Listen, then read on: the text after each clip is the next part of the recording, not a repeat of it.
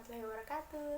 Perkenalkan, nama saya Andini Putri Nuraini, biasa dipanggil Andini, dari Offering A, Prodi Pendidikan Tata Niaga, dengan nomor induk mahasiswa 200411624024. Nah, di sini saya akan menjawab beberapa soal UTS mata kuliah pengantar manajemen.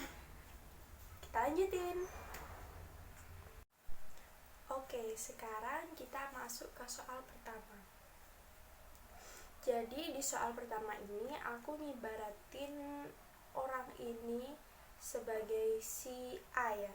Sebagai si A. Jadi si A ini adalah seorang supervisor baru dari sebuah audit tim dalam perusahaan berskala nasional, dan dia secara resmi ditunjuk sebagai seorang manajer.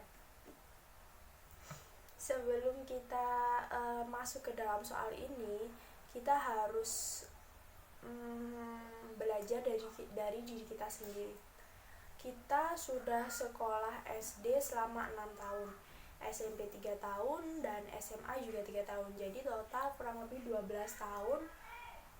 Belum lagi untuk yang TK, terus yang menempuh pendidikan dari PAUD, itu udahlah skip aja. Pokok yang wajib itu kan 12 tahun. Nah, di 12 tahun itu kita masih memutuskan untuk melanjutkan pendidikan kita di jenjang yang lebih tinggi lagi, yaitu kuliah, teman-teman. Nah, dari situ kita udah ada pandangan kan untuk menjawab soal ini, dimana ya walaupun kita udah punya banyak ilmu, punya banyak pengalaman, tapi nggak ada salahnya buat kita tetap mencari ilmu lagi untuk menambah relasi kita agar lebih luas lagi. Sama halnya seperti seorang profesor. Seorang profesor itu tidak hanya diam dengan gelarnya, teman-teman. Dia sekarang sudah mempunyai status sebagai seorang profesor. Tapi kita tahukah kehidupannya? Di sana banyak buku-buku di mana dia tetap mencari informasi terbaru, mencari relasi agar lebih luas lagi. Karena gini, seorang profesor pasti kita mandangnya, wah pasti dia pinter banget ini, ahli banget dalam bidang tersebut. Padahal dibalik dibalik dari gelarnya itu ada kerja keras yang selalu dia perjuangi, selalu dia korbanin banyak banget, teman-teman. Salah satunya yaitu tadi mungkin waktu, dimana dia bakal terus mengulik sebuah materi, mengulik lebih dalam lagi tentang dunianya. Semuanya dia profesor di bidang akuntan, berarti dia tetap cari informasi terbaru tentang dunia akuntansi gitu. Sama halnya dengan dia memiliki pengalaman kerja selama 8 tahun. Tapi itu tidak cukup menjadi bekal dia untuk menjadi seorang manajer yang handal gitu, teman-teman. Gini gampangannya, 8 tahun kerja dia di posisi A, lalu di tahun selanjutnya di tempat yang baru dia diangkat menjadi seorang manajer dan ditempatkan di posisi yang B. Tuh kan udah beda antara kiri sama kanan, tempatnya yang udah beda, ya enggak? Jadi intinya, biarpun kita udah punya pengalaman yang banyak, tidak menutup kemungkinan untuk kita terus mencari informasi terbaru, terus mengulik-nguliknya agar relasi kita itu lebih luas lagi gitu loh, teman-teman. Kayak dia kan menjadi seorang manajer ini ya, untuk yang pertama kalinya. Dia ayolah kamu si A belajar peran-peran manajerial itu apa, fungsi perencanaan itu gimana, fungsi pengorganisasian itu gimana, atau tanya-tanya ke teman-temannya yang udah pernah menjadi seorang manajer, dia itu harus ngapain gitu loh. Jangan mentang-mentang udah punya 8 tahun pengalaman kerja terus dia langsung terjun aja gitu. Jangan, teman-teman. Seorang bos pun dia masih kayak butuh ilmu yang banyak. Mungkin dia masih ikut beberapa seminar dan lain sebagainya. Itu kan juga salah satu cara untuk mencari ilmu, teman-teman. Nah, kan karena dia juga masih awal, jadi kayak harus hati-hati banget, bukan? Apalagi seorang manajer itu posisi yang vital dalam sebuah perusahaan, di mana dia mengatur sebuah organisasi agar berjalan secara lancar, berjalan sesuai struktur, tidak ada hambatan dan lain sebagainya. Untuk yang pertama mungkin dia harus kayak tahu peran-peran seorang manajerial. Seorang manajer itu harus ngapain aja dalam sebuah organisasi, apa aja tugas-tugasnya, dia harus paham untuk yang pertama kalinya. Yang kedua, dia saat menjabat di posisinya dalam periodenya dia harus membuat semacam fungsi perencanaan, membuat perencanaan dan pengorganisasian. Perencanaan kayak seumpamanya tahun ini kita harus kayak gini, bulan ini kita gini, bulan selanjutnya kita gini, itu kan perencanaan, dan itu si A harus punya.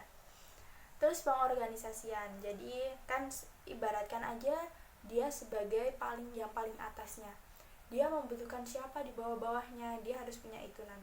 Nanti kalau seumpamanya kayak udah punya angan-angannya, aku seorang manajer, aku butuh bagian sekretaris, bendahara, seksi bidang ini, udah punya. Nanti kalau udah ada orangnya, udah tahu sifat-sifatnya, tinggal kita masukin, teman-teman. Terus di sini masalah dia itu saat ini segala sesuatu menjadi rumit karena tim yang seharusnya terdiri dari 12 orang masih terisi 5 orang. Terus atasan menginginkan tim yang akan dibentuk sedapat mungkin beraneka ragam. Nah, beraneka ragam dalam konteks ini bisa dalam hal beraneka ragam daerahnya, beraneka ragam latar belakangnya, beraneka ragam posisinya gitu, teman-teman. Itu kan tantangan tersendiri buat si A ya, apalagi si A ini masih fresh banget gitu loh, masih awal banget menjadi seorang manajer. Nah, berarti di sini dia emang bener-bener harus mencari informasi terbaru, mencari pengalaman baru, masih harus belajar lebih banyak lagi, lebih giat lagi untuk menangani kasus ini, teman-teman. Nah, mohon maaf, ini kucing aku lagi ganggu, teman-teman. Nah, di sini kan dia hanya punya 5 orang ya, pasti ya kesusahan lah, dimana harusnya itu 12 orang tapi ternyata hanya 5 orang, cuy. Bentar ya teman-teman, kucing aku ganggu. Nah, untuk mengambil sebuah keputusan di 5 orang yang anggotanya hanya 5 orang ini dan beraneka ragam pula, dalam buku Robbins Management Culture ini dijelaskan, teman-teman, panduan bagi pengambilan keputusan yang efektif. Oh ya, sebelum itu, aku nggak fokus, ada kucing aku, teman-teman. Sebelum kita mengulik ke ini panduan bagi pengambilan keputusan yang efektif, kita harus kembali lagi ke si A-nya. Si A ini pola pikirnya itu gimana dalam mengambil keputusan? Dia dengan sudut pandang atau cara berpikir yang linier atau non-linier. Jadi linier itu berpacu pada fakta yang ada, pokoknya yang logis-logis gitu loh, yang kayak data-data gitu. Nah, kalau yang non-linier ini kayak yang pakai perasaan, terus lihat situasi yang ada, kayak gitu, teman-teman. Nah, selain itu yang di buku ini itu dijelaskan panduan bagi pengambilan keputusan yang efektif. Yang pertama, memahami perbedaan budaya. Tadi kan disebutkan beraneka ragam, pasti banyak ya, dari berbagai latar belakang mungkin bisa, dari berbagai jabatan mungkin bisa, dari berbagai daerah juga mungkin bisa. Nah, di sini seorang manajer itu tidak boleh tidak boleh apatis. Contoh, kita ambil contoh beraneka ragamnya itu dari beberapa wilayah gitu ya, teman-teman. Di wilayah A ini tidak boleh melanggar aturan A, sedangkan di wilayah B tidak boleh melanggar aturan B. Nah, kita sebagai seorang manajer itu ada di wilayah A, berarti kita tidak boleh melanggar A. ya kita jangan memikirkan hal tersebut, jangan memikirkan dari sudut pandang tersebut, tapi kita harus memikirkan dari sudut pandangnya orang-orang bersama. Kita harus cari apa ya, intinya yang boleh dilakuin untuk semua orang gitu, kita ambillah yang itu. Jadi kita seorang manajer harus bisa menyelesaikan masalah namun tidak menimbulkan masalah yang baru, itu yang terpenting. Terus mewujudkan standar demi pengembalian keputusan yang baik. Keputusan yang baik adalah yang berpandang ke depan, bener kan? Keputusan yang baik harus berpandang ke depan. Masa iya keputusan yang baik itu kita berpandang ke belakang, dimana ke belakang itu kita gagal, kan nggak mungkin. Terus mengetahui kapan waktu untuk keluar. Jadi kayak gini, soalnya di sebuah forum lagi mau menyelesaikan masalah, terus suasananya panas, mulai tak terkondisikan dan lain sebagainya, dan nggak mungkin buat nerusin itu. Ya udah, kita selesain dulu, kita ademin pikiran kita masing-masing sama anggota kita. Kalau udah adem, ayo kita selesain masalah kita lagi, karena ini hanya 5 orang cuy, dimana dia harus 12 orang. Pasti kayak berpikirnya ini sangat keras sekali, lebih apa ya, kerjanya dua kali lipat, bukan, bahkan bisa juga 3 kali lipat. Terus menggunakan proses pengambilan keputusan yang efektif. Nah, efektif di sini itu yang bisa masuklah ke anggotanya gitu loh, bisa dicerna oleh anggotanya semuanya, dimana anggotanya kan ini hanya 5. Jadi kayak seorang manajer ini juga diuntungkannya untuk mengambil keputusan, dia tidak harus berpikir lebih lama lagi, dimana 12 orang sama 5 orang pasti kan sedikitan 5 orang ya, pasti kayak lebih gampang dipikirkan untuk 5 orang, tapi dalam sistem kerjanya lebih berat kalau 5 orang. Terus kembangkan kemampuan Anda dalam berpikir jernih, sehingga dapat membuat pilihan yang lebih baik di tempat kerja dan di dalam kehidupan Anda. Jadi seorang manajer ini jangan gampang-gampang stres gitulah gampangannya. Jangan mudah stres teman-teman, karena nanti kalau stres kita ngambil keputusan pasti juga kayak keputusannya nggak banget gitu loh. Udah kita ibaratkan buat diri kita sendiri, kalau kita lagi emosi, kita suruh mengambil keputusan, pasti kita kan kayak tergesa-gesa kan ngambilnya. Sama hanya dengan seorang manajer ini. Makanya seorang manajer itu tidak boleh mengambil keputusan saat dia sedang gak mood, saat dia sedang stres, kayak gitu dia gak boleh mengambil keputusan, karena itu hanya keputusan yang karena emosi, bukan karena pikiran yang jernih gitu. Itu sih menurut aku buat soal yang pertama teman-teman. Kita lanjut ke selanjutnya. Nah teman-teman, sekarang kita kembali lagi. Aku bakal menjawab soal kedua. Di pertanyaan pertama, yaitu rumuskanlah lingkungan sebuah organisasi, minimal organisasi di mana Anda berada, dan jelaskan mana yang tergolong lingkungan eksternal, internal, dan lingkungan umum. Menurut sepemahamanku, lingkungan eksternal itu lingkungan luar, dimana yang mempengaruhi suatu organisasi atau perusahaannya. Internal itu bagian dalamnya, dan lingkungan umum itu lingkungan yang ada di sekitarnya. Tapi beda ya sama eksternal gitu loh. Kalau aku mau ngambil contoh dari organisasi yang pernah aku ikutin waktu aku di sekolahan, yaitu marching band. Di sini marching band ini adalah sebuah ekstra, tapi di dalamnya ada struktur organisasi juga. Ada ketua, ada sekretaris, bendahara, seksi-seksi bidang tertentu kayak gitu. Menurut aku di sini lingkungan eksternalnya yaitu adalah pembinaku, yaitu Pak Saiful, lalu ada juga Pak Yuyus, ada juga Bu Sri sama Bu Ratna. Tapi ini Bu Ratna udah vakum sih. Terus ada juga kepala sekolah, itu menurutku yang lingkungan eksternal, dimana dia juga menunjang keberhasilan dari organisasiku itu. Terus dari lingkungan internalnya, di sini ada ketua. Ketua aku yang waktu itu waktu aku jabat yaitu adalah Tegar, wakilnya As'ad, sama sekretaris satunya Cinta, sekretaris duanya Melani, bendaharanya Fakrus, lalu sama bendahara duanya Vina. Terus seksi bidang-bidangnya banyak banget, ada seksi bidang keamanan, seksi bidang perlengkapan, seksi bidang dokumentasi, dan lain sebagainya. Itu menurut aku adalah lingkungan internalnya. Oh iya, satu lagi anggota. Dan di situ kayak apapun yang dilakuin anggotanya itu juga bisa berpengaruh di sebuah organisasi itu, di marching band aku. Kayak semuanya target dari pengurusnya itu tahun ini bisa ikut lomba, bisa ikut satu lomba. Tapi kalau anggotanya waktu latihan males-males, nggak bisa selesai materi, ya gimana ya, nggak jadi ikut lomba dong, kayak gitu.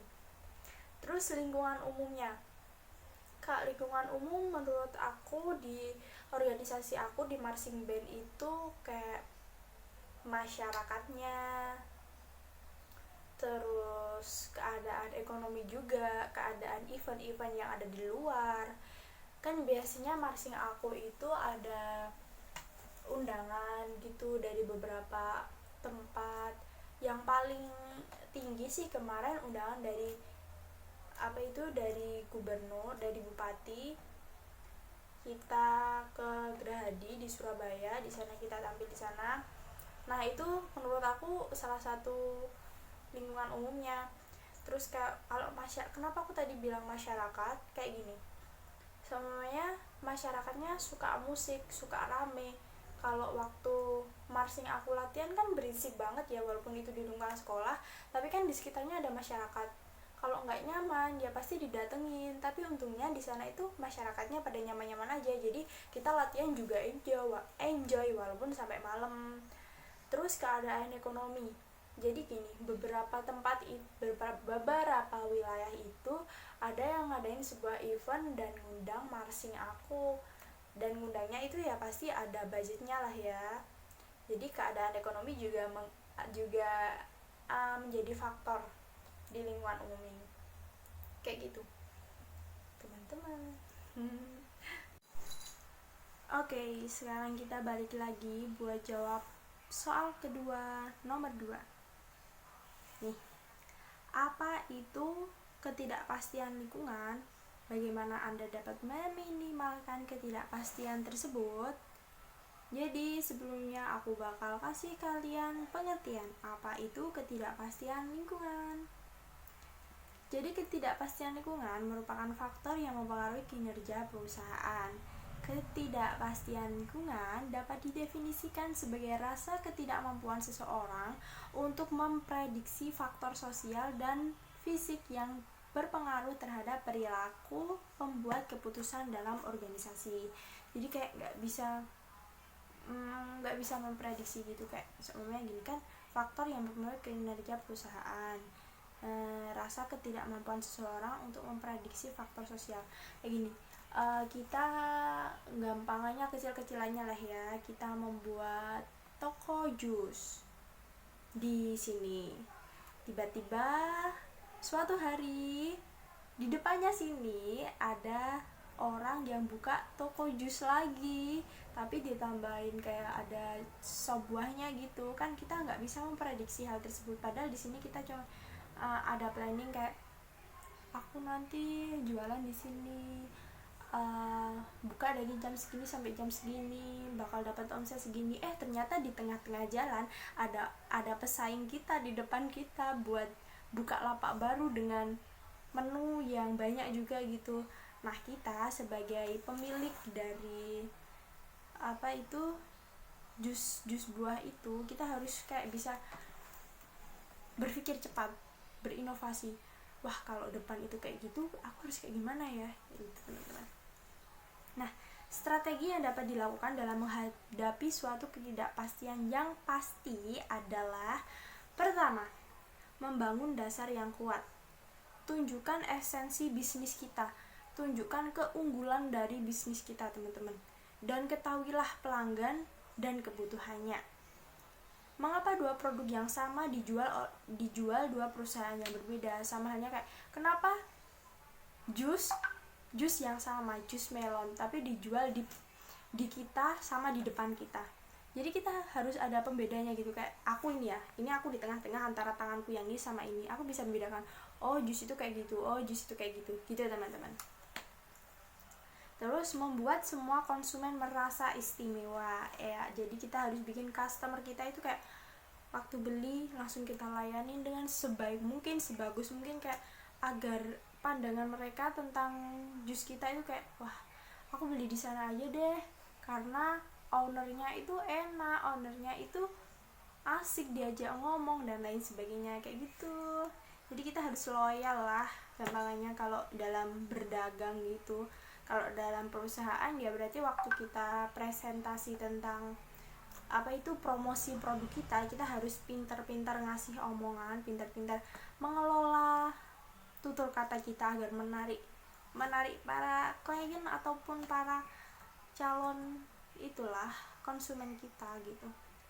Terus menetapkan tujuan yang tinggi. Tujuan yang tinggi akan memutuskan kemauan dan pikiran karyawan.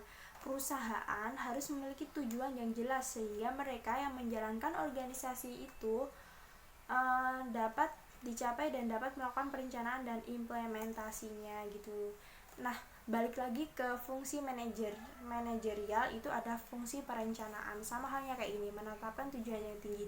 Di sini bisa kita tuliskan di fungsi perencanaan tadi yang awal. Aku tadi udah jelasin kan, seorang manajer harus memiliki fungsi perencanaan. Nanti kalau semuanya anggotanya udah masuk, baru kita isi bagi-bagiannya gitu, nggak apa-apa. Yang penting kita udah punya pandangan berfungsi kan di sini. Kalau ada ketidakpastian itu digantungin lah ya gampangnya, itu berfungsi banget. Jadi gini, kalau semuanya tadi kita balik ke contoh dagangan kita, toko jus itu ya, toko jus kita udah besar alhamdulillah, dan kita ada karyawan gitu. Jadi karyawan kita punya tujuan gitu loh, kerja nggak hanya berangkat kerja pulang nggak kayak gitu. Paling nggak ya kasih target atau kasih kasih tahu caranya, nanti kalau mau ngelayanin customer gini ya gitu teman-teman. Terus penyederhanaan membebaskan karyawan dan meningkatkan efisiensi itu kayak mempersingkat, mempermudah gitu lah teman-teman.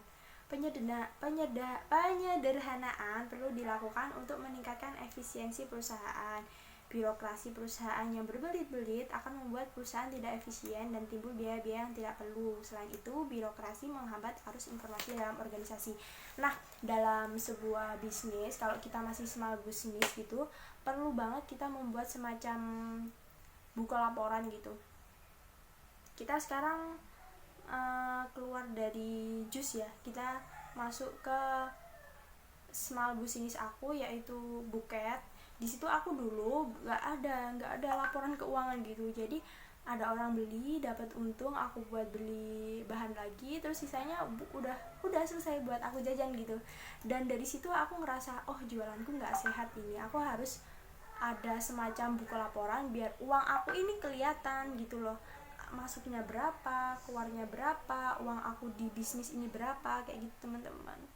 Maaf, rambut aku kelihatan. Nah, dari situ aku bisa kayak mengendalikan egoku biar nggak belanja hal yang nggak perlu gitu. Dulu aku gitu teman-teman, jadi kayak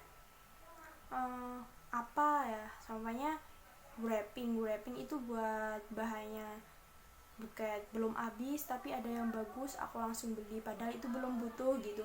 Akhirnya modal aku berkurang di bahan-bahan yang nggak perlu gitu.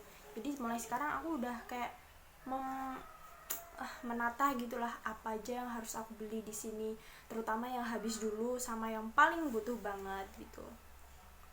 Terus baik, ini WA aku ganggu ya teman-teman, mohon maaf, aku matiin dulu.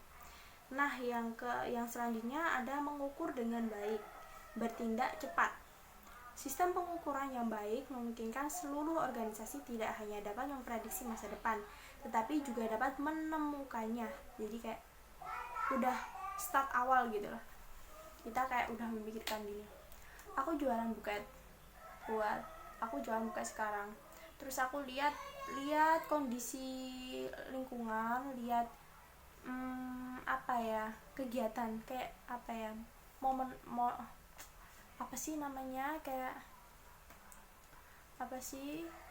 momentum, kayak ya kegiatan-kegiatan yang sedang terjadi gitu loh. Terus aku memprediksi, sekitar bulan Junian itu nanti bakal ada wisuda di Mantiga Kabupaten Kediri. Aku bakal buka lapak di situ, dengan itu aku bakal dapat omset yang cukup gitu, omset yang lumayan kayak gitu. Kita udah curi start karena kita udah tahu gitu, kita cari-cari tanggal wisudanya kapan ya, nanti aku buka lapak di mana ya, aku harus minta izin ke siapa ya, kayak gitu kan, kita udah curi start cuy. Terus ada mendorong orang lain untuk berkembang. Praktek-praktek berikut akan memacu orang untuk berkembang, menyewa the head dan the heart, belajar melalui desain kayak gitu. Terus ke-8, memimpin dengan kehati-hatian. Jadi seorang kayak tadi yang balik ke nomor berapa ya, nomor pertama, dia kan sebagai manajer yang awal gitu loh, manajer for the first time gitu, dia harus hati-hati dalam memimpin perusahaannya. Sama juga kayak tadi kita balik ke toko jus kita sebagai bos, kita harus berhati-hati gimana sih caranya biar karyawan aku nyaman kerja di sini, customer aku juga nyaman belanja di sini. Kita harus memikirkan hal tersebut, biar bisnis kita itu ya maju, menguntungkan gitu loh buat kita. Amin lah ya, kita berdoa bareng-bareng biar siapapun teman-teman kita yang punya usaha, yang lagi merintis usaha, semoga mereka diberi kemudahan, diberi kelancaran. Apalagi kita sebagai mahasiswa pendidikan tata niaga atau biasa dosen-dosen itu udah banyak yang bilang kita itu pendidikan bisnis gitu. Wah, seru banget gitu loh buat kita juga buka bisnis gitu teman-teman. Oke? Halo, balik lagi. Aku bakal menjelaskan soal kedua, nomor 3. Masih soal kedua bunyi ya, Rek. Oke, kita kembali lagi teman-teman. Di sini aku bakal ngejawab soal nomor 3. Seperti biasa, soal udah ada di atas ya. Nah, di sini kan jika sumber daya manusia merupakan masalah penting dan harus dikelola dengan efektif, bagaimana Anda dapat menerapkan proses perencanaan SDM untuk sebuah lembaga pendidikan? Perlu digarisbawahi yaitu lembaga pendidikan. Yang perlu diingat, organisasi tersebut ingin meminimalkan kondisi ketidakpastian. Tentunya Anda dapat membuat proyeksi tentang upaya-upaya untuk meminimalkannya. Bagaimana usaha Anda dalam membuat perencanaan SDM tersebut? Nah, gini teman-teman. Sebelumnya aku bakal menjelaskan apa itu perencanaan SDM. Jadi, perencanaan SDM adalah serangkaian kegiatan atau aktivitas yang dilakukan secara sistematis dan strategis yang berkaitan dengan peramalan kebutuhan tenaga kerja atau pegawai di masa yang akan datang dalam suatu organisasi. Dengan menggunakan sumber informasi yang tepat guna penyediaan tenaga kerja dalam jumlah dan kualitas sesuai yang dibutuhkan. Itu tadi adalah pengertian dari perencanaan SDM. Menurut Manzini, mohon maaf ya. Menurut Manzini, untuk hal tersebut terdapat 3 tipe perencanaan yang saling terkait dan merupakan satu kesatuan sistem perencanaan tunggal. Pertama, ada strategi planning yang bertujuan untuk mempertahankan kelangsungan organisasi dalam lingkungan persaingan. Di sini ya teman-teman. Yang kedua, ada operational planning yang menunjukkan bagaimana terhadap laptopku ngeblank dong, bentar ya.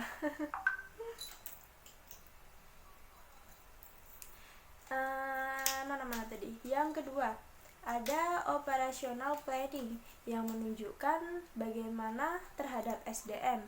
Dan yang ketiga, ada Human Resources Planning atau biasa disebut HRD nggak sih? Ya, yang digunakan untuk memprediksi kualitas dan kuantitas kebutuhan sumber daya manusia dalam jangka pendek dan jangka panjang yang menggabungkan program pengembangan dan kebijaksanaan SDM. Nanti aku bakal tulis teman-teman.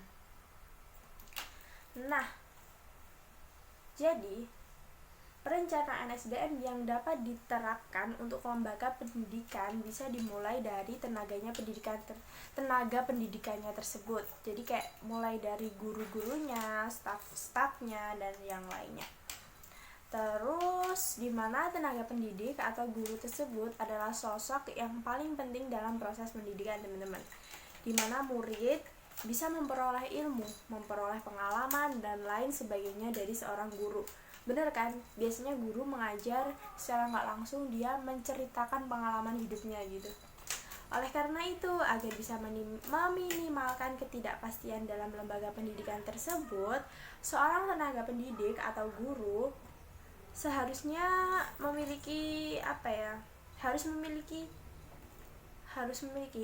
mahir dalam menyampaikan sebuah materi, dalam memberikan pengetahuan yang tepat, dan bahkan perlu bisa mengendalikan kondisi lingkungan mengajarnya. Jadi bisa mengendalikan situasi di situ, semuanya di kelas itu lagi kayak gini, dia harus bisa mengondisikannya agar kelasnya itu lebih asik gitu. Nah, dari penjelasan di atas kita dapat menyimpulkan perencanaan SDM di lembaga pendidikan ini bisa dimulai dari meningkatkan kualitas tenaga pendidiknya. Jadi kita benahin dulu tenaga pendidiknya, di mana tenaga pendidik ini yang langsung terjun ke ke sasaran, ke siswanya gitu. Terus seperti guru yang harus mampu menjadi fasilitator atau penunjuk mana yang benar dan mana yang salah dari belajar murid-muridnya, dan harus selalu mengikuti perkembangan pendidikan yang sangat berkembang pesat. Iya bukan? Karena gini, guru yang mohon maaf ya sebelumnya, guru yang ketinggalan zaman itu biasanya stagnan pada proses belajar yang gitu-gitu aja, kayak nulis makalah harus ditulis tangan, padahal kan udah modern zamannya, kita bisa menggunakan komputer, laptop ataupun HP untuk mempermudahnya. Terus biasanya proses belajarnya yang hanya mengandalkan buku-buku saja, padahal udah banyak internet atau web-web yang bisa kita akses sebagai murid. Terus kayak ada konten-konten belajar yang lainnya yang bisa kita ambil sebagai guru buat bahan kita untuk mengajar agar lebih asik aja gitu.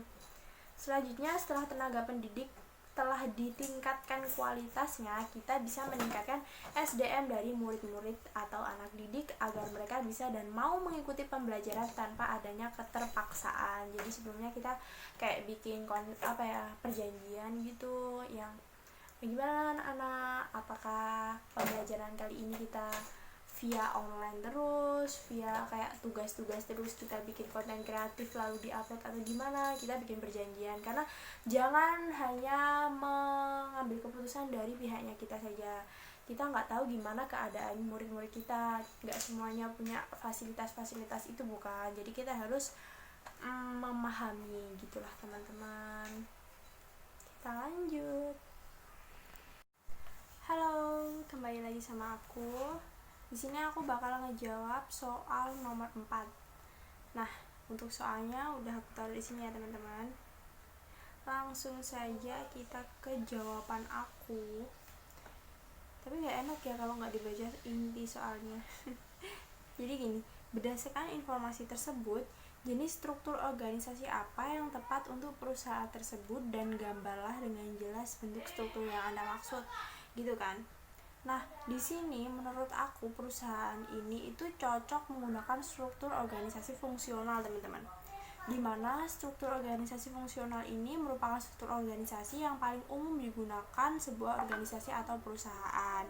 Dalam struktur ini itu pembagian kerja dilakukan berdasarkan fungsi manajemen seperti keuangan, produksi, pemasaran, dan sumber daya manusia. Setiap karyawan yang memiliki skill dan keterampilan yang sama akan dikelompokkan dalam satu bidang yang sama gitu. Jadi contohnya kayak skillnya tentang IT, skillnya tentang desain, berarti ditaruh di bagian desain kayak gitu. Biasanya campur sama produksi sih kayak gitu.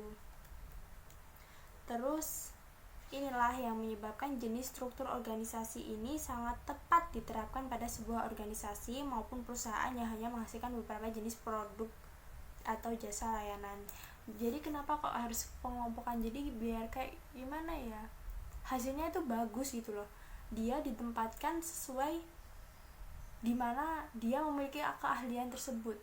Kan nggak mungkin ya mungkin seorang guru akuntansi ditempatkan di guru agama, mungkin, tapi di situ guru akuntansi juga keberatan sebenarnya, dia harus mengulik-ngulik lagi tentang pelajaran agama gitu loh, kayak gitu contoh kasarannya. Terus struktur organisasi struktur organisasi ini tepat untuk diterapkan pada organisasi atau perusahaan yang hanya menghasilkan beberapa jenis produk maupun layanan. Kenapa demikian? Karena di sini kan menjelaskan sebuah perusahaan penghasil alat permainan anak-anak. Terus di situ dia cuma menghasilkan alat permainan, minuman, dan pakaian, hanya beberapa bukan? Nah, struktur organisasi bentuk ini dapat menekan biaya operasional namun mengalami kesulitan dalam berkomunikasi antar unit kerja gitu. Ada miss-nya gitu loh. Dapat kita ketahui bahwa perusahaan tersebut melakukan pembagian kerja berdasarkan wilayah operasi masing-masing. Ya kan, tadi udah disebutkan. Bentar, aku bukain ya. Ini, aku kasih tahu. Dia hanya ada di Bandung, Medan, Jogja, dan Semarang. Terus rencana dia mau buka di Malang dan Surabaya. Dan pastinya memiliki fungsi manajemennya masing-masing di wilayahnya. Jadi tiap wilayah pasti punya struktur organisasi yang berbeda-beda. Perusahaan ini juga menghasilkan beberapa produk seperti alat mainan, minuman, dan pakaian. Nah, di sini aku kasih tahu gambar tentang struktur organisasinya gitu teman-teman. Nah, ini dia contohnya. Jadi di sini tuh ada kantor pusat. Nah, kantor pusat ini kan ada yang di Bandung, di Medan, Jogja, Semarang. Nah, Malang sama Surabaya ini masih mau opening coming soon. Terus di Bandung ini ada manajer wilayahnya tentang memang sama sih ya, manajer wilayah, terus ada keuangan, produksi, pemasaran, SDM, tapi pasti di dalamnya ini ada biarpun sama tapi nggak semuanya sama, pasti ada yang sedikit berbeda tiap wilayahnya.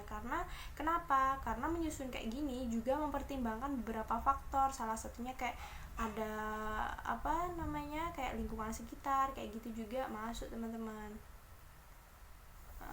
Itu aja, terus kita lanjut ke soal selanjutnya. Oke. Nah, kita sekarang lanjut ke soal nomor 4. Kok nomor 4 sih, gimana sih? Nomor 5 teman-teman. Ini ya soalnya berhubungan dengan soal nomor 4, jadi berhubungan dengan soal sebelumnya. Setiap strategi yang diterapkan akan berdampak pada perubahan struktur organisasi. Jelaskan maksud dari pernyataan tersebut. Jadi jelaskan maksud dari perubahan, intinya perubahan struktur organisasi itu loh. Jadi menurut aku gini.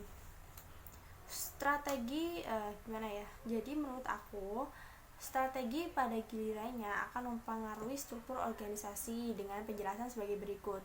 Ini udah aku ketik rapi banget. Nanti aja deh aku bahas sebagai berikut. Strategi menentukan kegiatan-kegiatan organisasi yang merupakan basis pokok bagi desain organisasi. Sebagai contoh, kegiatan-kegiatan dengan kreativitas dan kebutuhan teknis sangat tinggi, mungkin desain organisasi tipe matriks. Yang kedua, ada strategi mempengaruhi pemilihan teknologi dan orang-orang tepat untuk pelaksanaan kegiatan-kegiatan tersebut, dan hal ini selanjutnya mempengaruhi struktur yang sesuai. Ketiga, strategi menentukan lingkungan spesifikasi di mana organisasi akan beroperasi, ini juga mempengaruhi struktur. Nah, sedangkan menurut Chandler itu perubahan dalam strategi sering membutuhkan perubahan dalam cara menstrukturkan organisasi karena dua alasan. Apa sih alasan menurut Chandler ini. Jadi yang pertama ada struktur menentukan secara luas bagaimana tujuan dan kebijakan akan ditetapkan. Kedua, struktur menentukan secara luas bagaimana cara mengalokasikan sumber daya. Jadi perubahan dalam strategi akan mempengaruhi atau akan mengarahkan perubahan dalam struktur. Strategi sebaiknya dirancang dalam rangka memberikan fasilitas pada pengerjaan strategik dari sebuah perusahaan, teman-teman.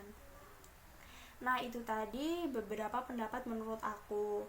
Kalau kalian dirasa belum cukup jelas dengan penjelasan aku, kalian bisa langsung komen di bawah untuk aku kasih filenya. Jadi jawabannya udah aku ketik rapi. Maaf nggak kelihatan ya. Jadi jawabannya udah aku ketik. Mati anjing. Sebentar. Subhanallah. Aku tadi ngomong apa ya? Mati, laptop aku mati guys. Aku nyalain dulu ya. Jadi dari kelima soal itu, menurut aku, dari kesimpulan aku sendiri yang membuat aku sangat-sangat bingung, kayak sangat-sangat aduh ini gimana gitu, agak mikir itu ya ini soal nomor 4 sama 5 ini. Jadi berkaitan kan, mungkin kalau udah paham sih gampang, tapi pas aku tadi belum paham, aku agak sedikit kesulitan gitu loh. Jadi intinya kalau kita mau menganalisis sebuah kasus, kita itu harus memahaminya dulu, memahaminya dengan seksama dulu, dalam pikiran yang tenang gitu, kayak biar masuk itu. Kalau tips aku sih, kita harus tenang dulu gitu.